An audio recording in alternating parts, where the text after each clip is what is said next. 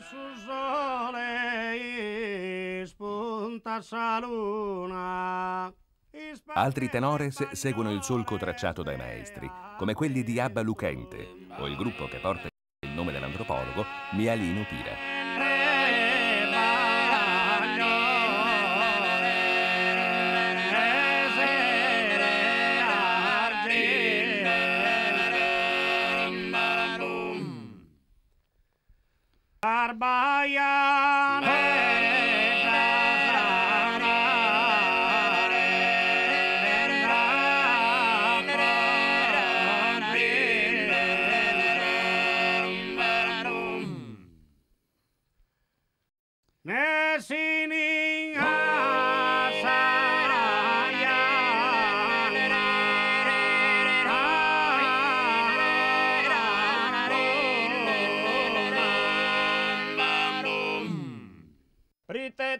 Tenores, Bitti ha dedicato un museo multimediale, il primo della Sardegna, con la collaborazione della sede RAI di Cagliari e dell'emittente regionale Videolina.